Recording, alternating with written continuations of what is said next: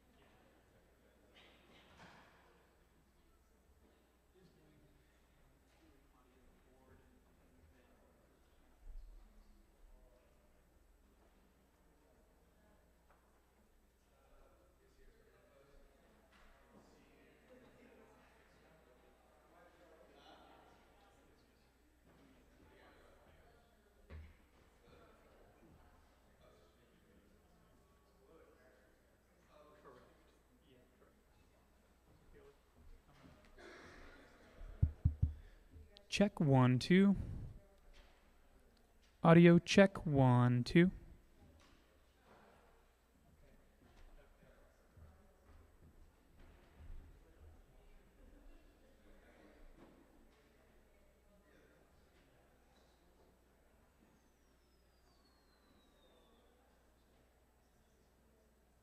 Check 1, 2. Wireless mic check 1, 2.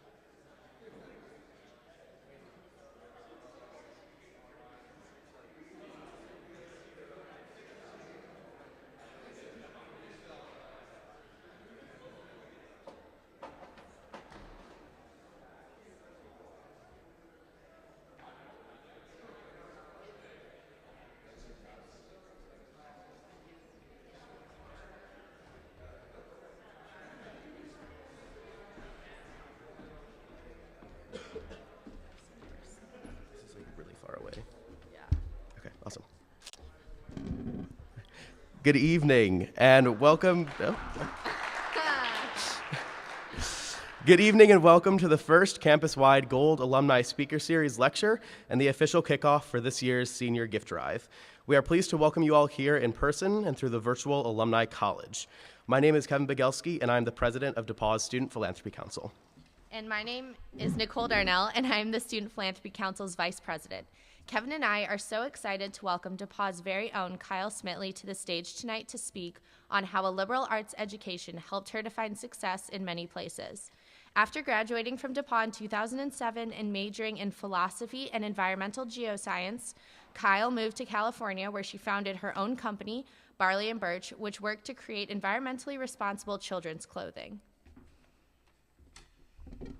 While working on Barley and Birch, Kyle also announced the creation of its own foundation to streamline the giving of the company and allow it to collaborate with its countless friends within the children's and green industries.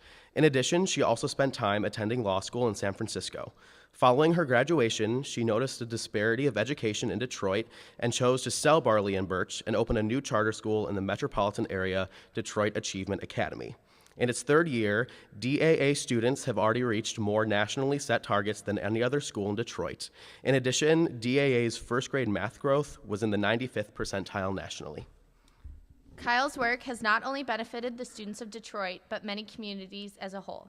We are pleased to welcome her to the stage tonight to present her lecture, and then she will take questions from both the campus audience and the virtual one. Please welcome Kyle Smitley.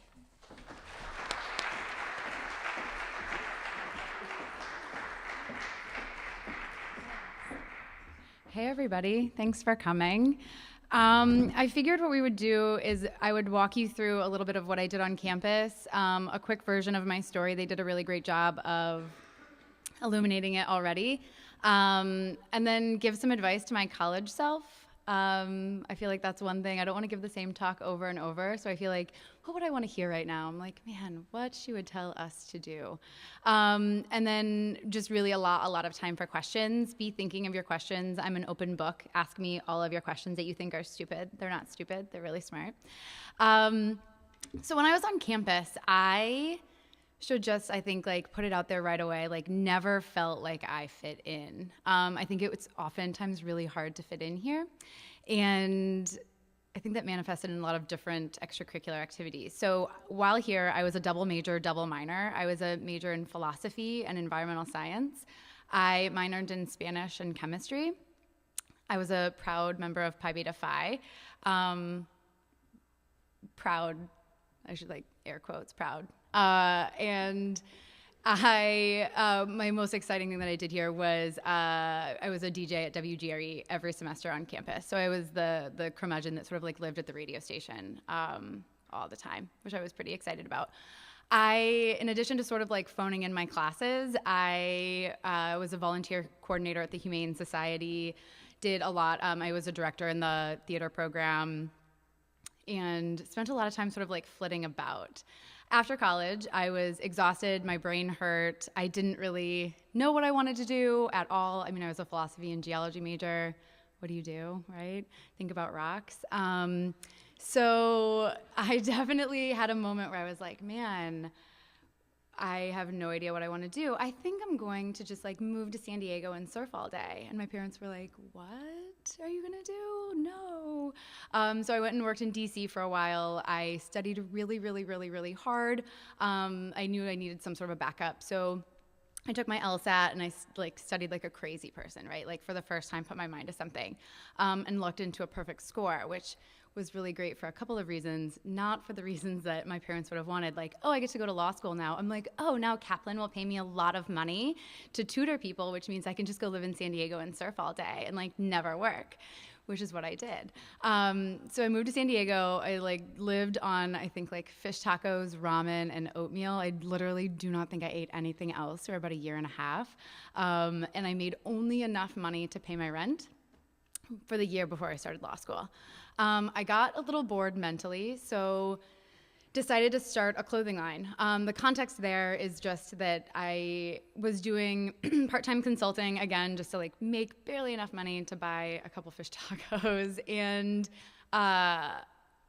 just looked into the children's clothing industry saw a huge gap between what companies were saying they were doing, what they actually were doing, and I also saw that they were making a ton of money and not doing a lot of good with it. So to me, I was like, oh, I can kill 3 birds with 1 stone.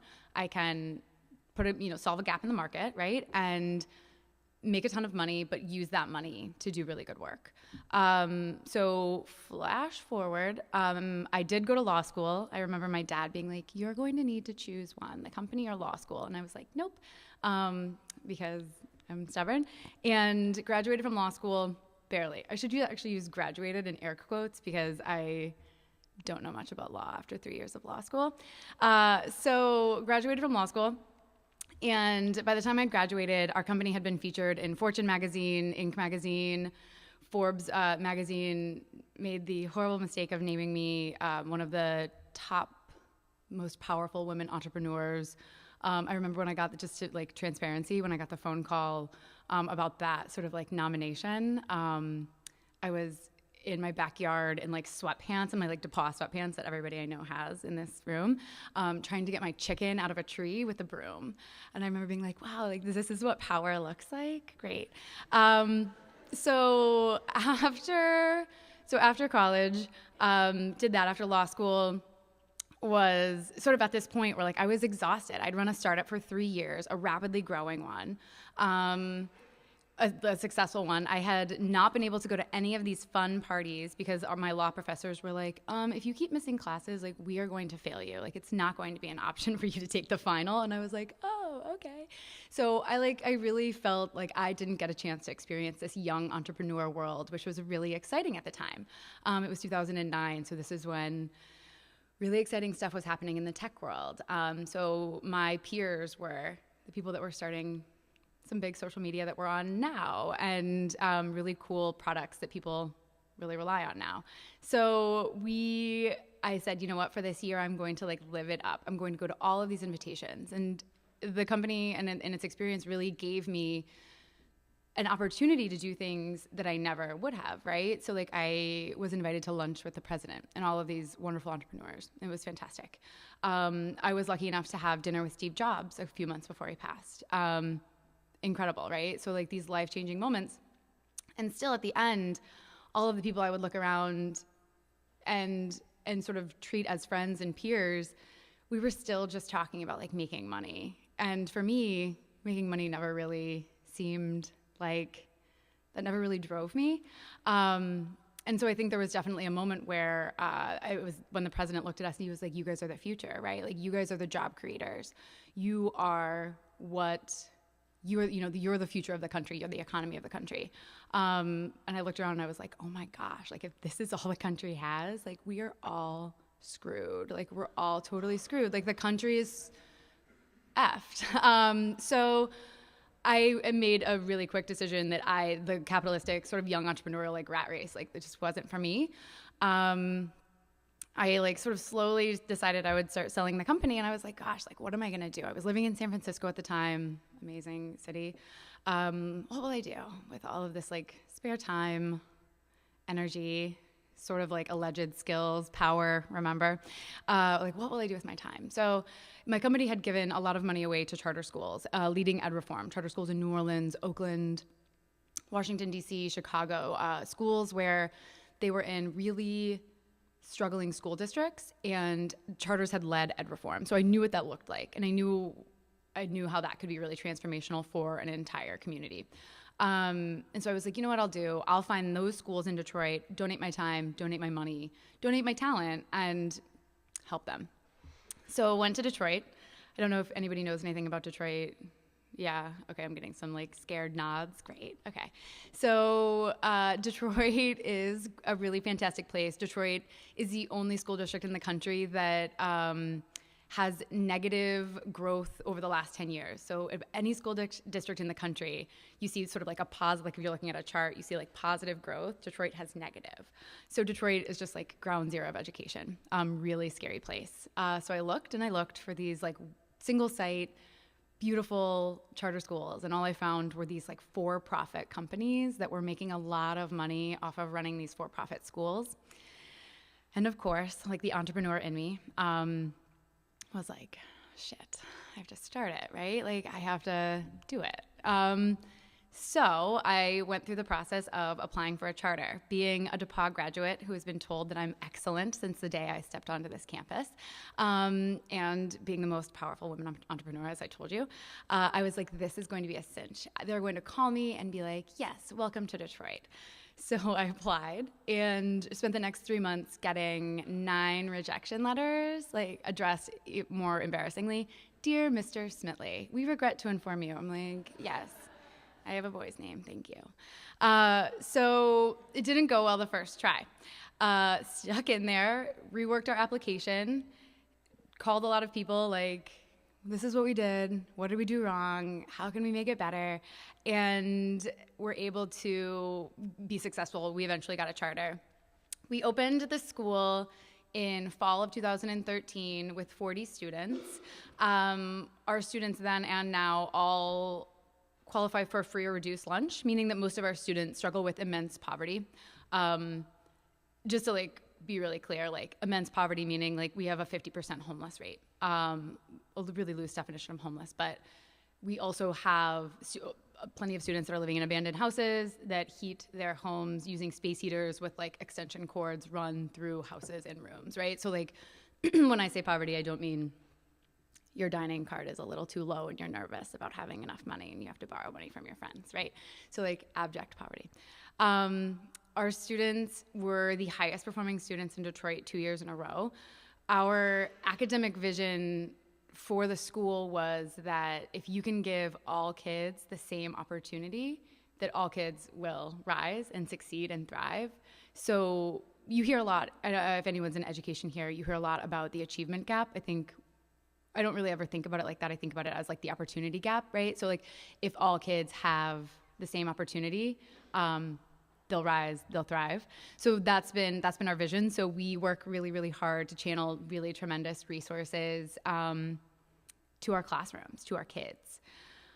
And so last year, as we mentioned, like we had the school-wide growth in the 99th percentile nationally. So meaning that our school as a whole, our kids as a whole, who are kids that are often treated as a statistic, especially in Detroit, were the highest performing kids in the whole country, which is really crazy and definitely a proof point, and really tremendous for them, which I wonder like when it'll set in.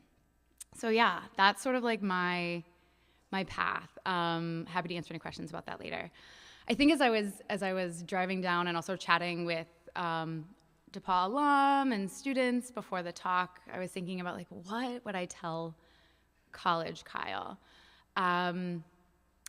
There are a couple things that come to mind. Obviously there are a million things that come to mind, right? Like call your parents more and say thank you, and like maybe don't drink and eat more of 7 days a week, like maybe 4, right? Like cut it back a little.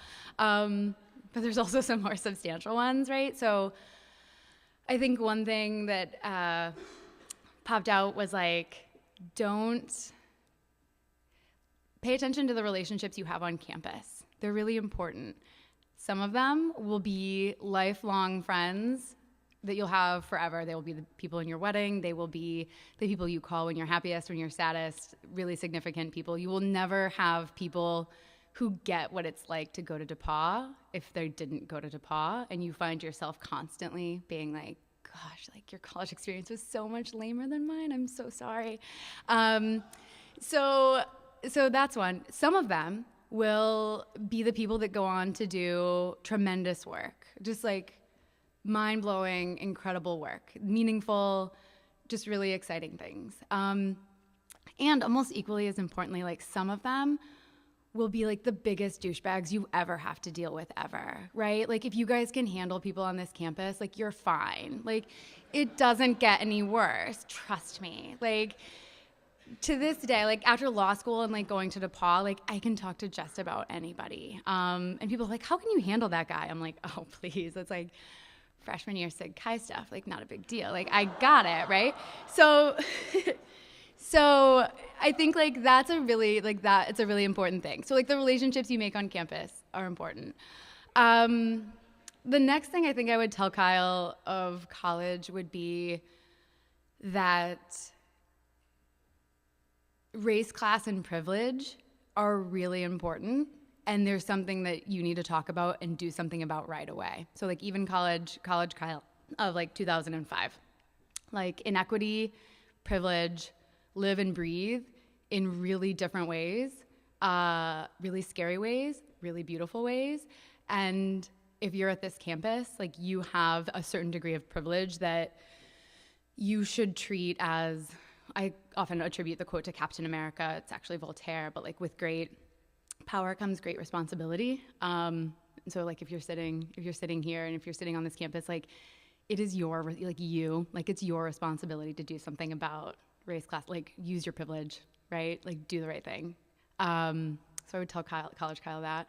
And I think the other thing would be like, DePauw for me was really good at diversifying my interests. It's a liberal arts school, right? So like you can learn about everything. And I wonder if it helps you really be good at any of them. So I think one of my messages to myself would be like, maybe try studying a little bit harder. And like, maybe when you study for your finals, don't just like sit around and chat with your friends the whole time. Like maybe try to get a grade that would look remotely appealing to somebody, or like would make you able to treat yourself as like an actual expert at something. Yeah. And then I think finally it would just be to like be extremely humble. Like entitlement is a thing that I think runs deep in a lot of different circles. I think especially at DePauw. So I think staying humble and working exceptionally hard would be like the number one lesson that I would tell college Kyle, who had her moments of douchiness. That is for sure. Yeah, I'm happy to take any questions.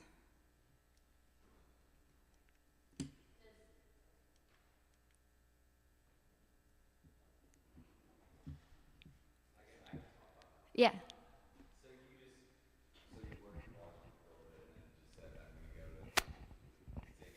Yeah.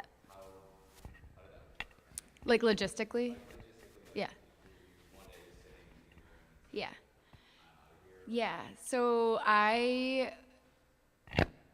this is like such a sorority girl story. So like I remember like just like texting with friends and being like, gosh, did we text then or did we call? Oh my gosh, we probably made phone calls. Oh my gosh. Whoa.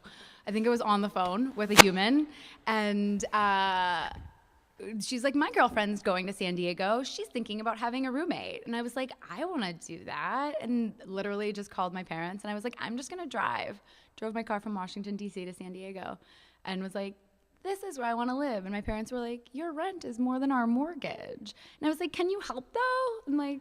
And they were like, sure, but what are you doing? Like, what is your time? Like, what is your pull the plug date? And I think now as I'm like closer to the parent side of it than the kid side of it, I'm like, what the hell were they thinking? But like, I wouldn't be the person I am without like that experience. Like it literally easily was like the happiest year of my life. Like being as poor as can be, like being a complete beach bum, was the best. Everyone should do it like immediately. Like don't go to grad school, go be poor somewhere, please. Society will thank you in like 10 years, I promise. Yeah, so that's how it worked logistically. I called somebody and they're like, my friend's going, and I was like, I'll do it. So stupid. We have a question from a virtual viewer. Yeah. How do you make time for yourself when you're doing so much for others? Is that from my husband? Because, okay. If it is from my husband, rude. Great, so I don't, right? So I think so the title of my talk, like how I found success in many places, like I think that success can be defined different in each different life stage, right? And by each different person. So sometimes you can define success by like money, fame, power. Mine shifted to being, my success was making an actual tangible impact. And I think my definition of success is now shifting toward like making a sustainable impact without waking up at 4 a.m. and not like stumbling home at 10 p.m. To actually answer the question though, I love yoga. I go to yoga all the time. I also love my dog. And so hanging out with my dog feels like a vacation all the time. I also drink a lot of wine. So That feels like me time. Yeah, that's a bad answer, but I think like that's like a area of growth for me, personal time.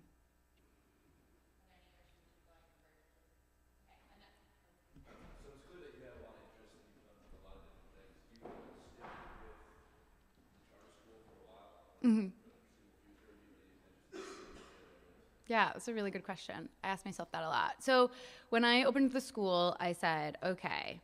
And I think like I also left out like a series of years where I started a foundation, which was really successful, and then also invested in other companies and things like that. So I have this like weird entrepreneurial like tick.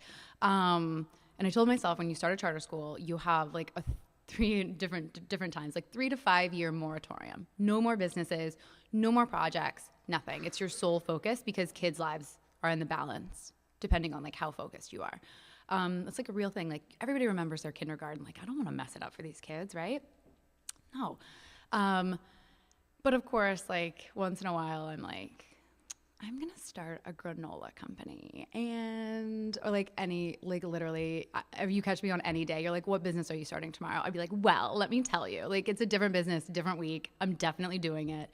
So I don't know. I think if I'm being honest, I would say like, give me a year or two, and then I bet I like stay in my charter roots. But like, I bet that I start another business. I'm also toying with the idea that like, you can do so much for a child and you can support a child really holistically. Like we feed our kids 3 meals a day. A lot of them brush their teeth at our school. We do a lot of kids' laundry. So like we can support them like almost 360, but there's like still a gap that like comes down to family. And it's like not us. And no matter how hard we try, like we can't make it 360. So one idea I'm toying around with right now is starting a company with the exclusive purpose of employing our parents. So like with me, again, because I'm a douchebag, I will be like, I can make any company profitable. Like I can run any company, I can brand any company, I can make any company like get some attention. Like I can do this. And if I can do it with the goal of like adding jobs, again, not for like revenue, but for stability of our families. So I would say if I start another business, it'll be for that. I saw a sneaky hand over there. Yeah. Yeah, especially as like a philosophy major. Yeah, happy to. So I was doing consulting for this lady. She had a lot of really successful boutiques that were conventional kids things. And she said, I want to start an environmentally focused one, like a green, with like green sheets and green pacifiers and green everything. Can you, environmental science major, do all of the research, look what Europe's doing, just get all of the best practices for all of the products and stock my store with like the best, the most cutting edge best. And I was like, sure. So did lots of research and just found a huge gap in the clothing industry for a line that was made in the United States, printed in the United States, was non-toxic everything, organic everything, that had a really low environmental footprint. And because that didn't exist. So like it was ripe for the taking. A ton of money could be made there, in my opinion. So I like approached her. I'm like, I'm going to start my own clothing line. She was like, do you have any idea how to do that? Like literally no idea. Like philosophy and geoscience guys, like literally nothing. And I Googled, and the same way I started a school. People are like, how did you start a school? I'm like, Google. And they're like, that sounds really scary. I'm like, no. So like Google, right? Like you figure out how to have a corporation, and you figure out like how to open a bank account, and you figure out, like how to do all of the baseline things. And then I think like the next part is supply chain. Who are your suppliers? Who aren't your suppliers and why? Meaning like who does bad business? Who's expensive? Who just wants to rip you off? As a young woman in business, like I made so many mistakes. I remember people being like, our minimum is this. And it's like thousands of pieces. And yep, that's the industry standard. And you have to spend this many thousands of dollars. And I was like, okay, great, I'll do it. And it's like so stupid looking back. I'm like, oh my gosh, Kyle. But you just learn by like absolutely failing, right? You learn by things not going well. And then I think like the other piece of it is like you also learn by like having really honest conversations with people who are in business who can like throw you a bone. So like just people in the industry who you're saying, hey, quick question. I know I'm bothering you. I know you don't have to tell me this, but like, do you know where you get this supplier? Or do you know what the best way of sourcing this thread is or fabric is? The like secret sauce, the like linchpin to all of our success was our sewing. And that was a name and a connection that I got only by like literally being like completely transparent and vulnerable, being like, I just have no idea what I'm doing and I just really want to do the right thing and I'm really nervous. And the guy was like, oh, fine, let me just give you this like secret women's co-op that like sews up in the hills of North Carolina that like you can never tell anybody ever about this. And I was like, okay. And like literally that was the backbone of our whole company. And it came from like that phone call of transparency. Yeah. So anyway, we started that company, and then eventually you change organically. You change because you have to. So like the structure we had didn't make sense because you couldn't hire certain people. So you just have to change and adjust, and you need a slightly different office space, or you need a slightly different model. And I think our giving was just done as like a corporation making a gift to a 501c3. So like small stuff, right? So like a $1,000 gift to such and such organization that wanted to like repair the door and like repaint their community center or something like that, like super small level gifts. And then as we got a really strong name recognition in the sort of like boutique industry, we had like the cute little toy makers. It's like, we want to partner with you.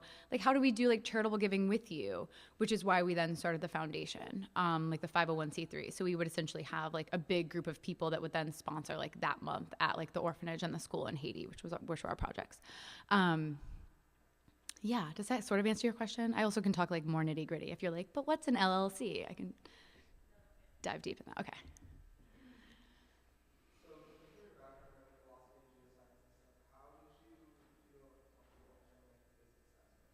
I was so ignorant and stupid, right? Like DePaul is what made me feel like I could do it, right? Like, I'll just do this. Yeah, I didn't feel confident. I felt really nervous all the time, but it was just me. The stakes were low, right? Like, I didn't have a family. I could just do whatever I felt like doing. It didn't seem super high stakes to me. Like, it felt like I didn't have a ton to lose. And then like the moment that like I had to sort of like shape up and get serious is when we had all of this stuff. We had like designs and thoughts, and we had interested suppliers, but we just didn't have basic things like a really nice logo, website design.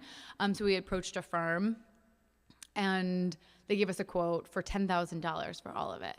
And like, for 22-year-old eating fish tacos, dirt poor Kyle, I was like, no, me no have that money, like no way. And approached a bunch of banks, but mind you, this was in 2008, which was when the banks were bottoming out. And I was like, why won't they give me a loan? But then I realized, so I approached a group who I still respect immensely now, called Accion. It's ACCION. They specialize in high-risk loans, which they will then clarify and let you know that just means women and minority loans. I'm like, oh, what? Okay. So I was a high-risk loan, being female, and I took an interest rate of 12%, which, if anybody knows anything, is such a stupid thing to take. My father, who's an accountant, was like flipping out, like, why would you take this deal? And I was so stubborn, like, I want to do it myself. Like, if this is the only loan I can get, this is the only loan I, 22-year-old, can get. And I still to this day feel really good that like my 12% then went to fund other high-risk loans to other women and minorities out there that wanted to start their own business. So, and then that point was like game on. Like, after I had that, and I had like a payment that I had to make, I still remember it was $316.24 every month. And like, that was what I was like, okay, you have to make this money. So it was sort of like how it started to like go from just nothingness to like serious. We learned quickly. Mm-hmm.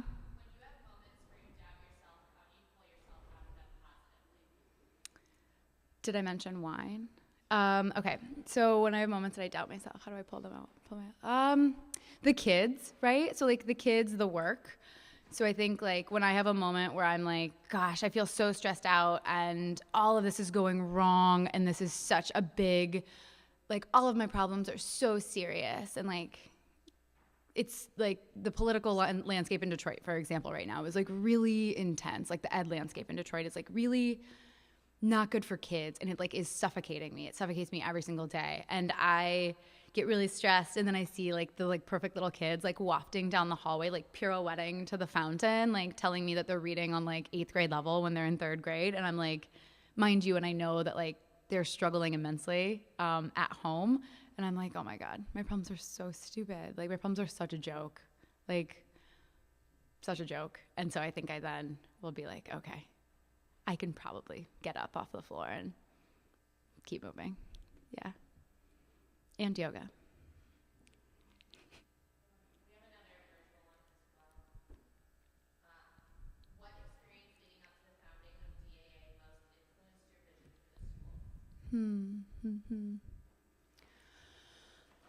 Yeah, so when I was starting the school, a lot of people were like, oh, Detroiters are never going to trust you because you're not from there and you're just like this rich white female that's walking into a neighborhood you don't know, and like you should really live in the suburbs and just steer clear and maybe just like pick a really rich section of the city to open your school because like those kids are easier to teach. I was like, let's talk about everything you just said because that is so effed up. Like I can't. By the way, my sensor right now is like so good because I know it's like virtual and Steve Setchell sent me a mean email or something like that. So like I remember being like, whoa, it was such an important experience where I was like, okay. So the first thing I did, as anyone in this room can now predict, is like I moved 2 blocks from the school. So I moved in Michigan, it's a 48223 zip code, which is the Brightmoor zip code, which has this sort of reputation of being extremely dangerous, extremely unsafe. When I moved in, there were no streetlights. The garbage would get picked up at like 11 p.m. I mean, it was really crazy. There's lights now, just to be super clear. There's lights, and the garbage is picked up at like 7 a.m. So things have changed. And I don't live there anymore, but I loved it. I lived there for 3 years. So that was the first thing I did. And I think like that led to another experience, which is just like the neighbors being like, oh, hey, you're our neighbor and you're here to do really good, meaningful work. And like, I trust you. And like, it seems like you work really hard. You always look super tired and awesome. Like, let's do it together. And I think it was that moment of being like, trust your gut, work in solidarity with people as partners, and like, don't let anyone else's narrative affect your own narrative about it. Yeah, that was the experience. Mm-hmm. Mm-hmm.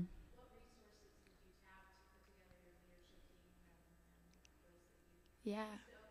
Yeah. So the best thing that we did was we hired and we started really small. So we started with just like 40 kids. So we only were looking for 4 teachers. So we were able to be extremely picky. The other thing on our side for some reason was just like a tremendous amount of luck. We happened to just open and like post our jobs right at the same time that some really incredible people were either thinking of moving to Detroit or thinking of moving back to Detroit. So they either were born and raised in the city, and I'm thinking of one of our teachers who was sort of like lurking in San Francisco for a while, like hovering and waiting for an excuse to move back. She was the Michigan Teacher of the Year last year. She's incredible, and just knew that none of the current educational options for kids would fit what she knew she wanted to do. So I think like starting small was the best thing that we did. We also the number one best thing we did was we partnered with a group called Expeditionary Learning. They're a project-based learning group, and they have this national track record of excellence. They're very picky about who they work with. We bamboozled them into working with us, thank God. And they were able to share a lot of their best practices as far as hiring. So when we interviewed people, we had very clear rubrics and standards and like everything from like, here's our priorities as a school. If they answer it like this is how they are in alignment or aren't in alignment. Like these super fine-tuned selection criteria and processes. And luck. And also we made some bad hires too. So like we did a lot of good work, but some bad.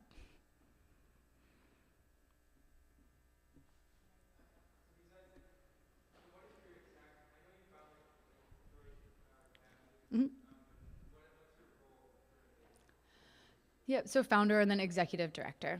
And what that looks like, do you want me to talk a little about like how I like live and function during the day? Yeah, so How we started our school was that there's an internal facing, like a school facing person. That's a principal, academic coaching, instruction. They're the person that does everything from like help a teacher teach math a little bit better to talks to a kid who like just threw a pencil at their friend's face. So like that's the principal. And not that that ever happens or anything, all the time. And then my role is like back to back with that person. And so I'm doing everything from fundraising, which we have to do a ton of, fundraising, press, budget, like managing the budget, buying things, making sure the bus is on time and ready to go. So I sort of have this role that spans this like extremely glamorous high. So like I get to be on the Ellen show. Like we just like Chrysler asked us to star in their next Chrysler commercial. So like these really, really, really great, wonderful moments. But then like I'm also the one like cleaning up the paint that spilled during construction and like taking out the trash when no one's there and like just like the everything. Yeah. Are there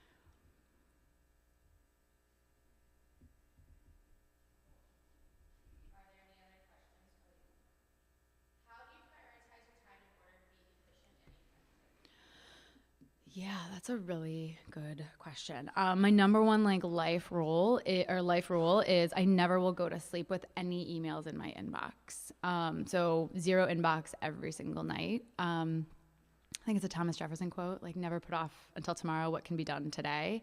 That's like baseline. I feel like that rule makes me really effective and like quick and like making sure I'm tackling it because it's so easy to like let a 2-second email just like sit, right? And just like not handle something.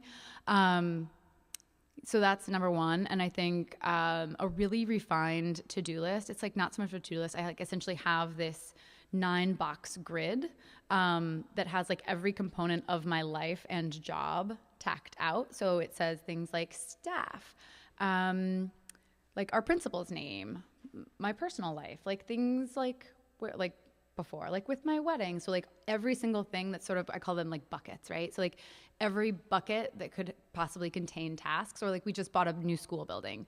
So like the new building, things like that. And then just keep a rotating set of tasks in that. It's like probably in the weeds, but like it's super effective and efficient.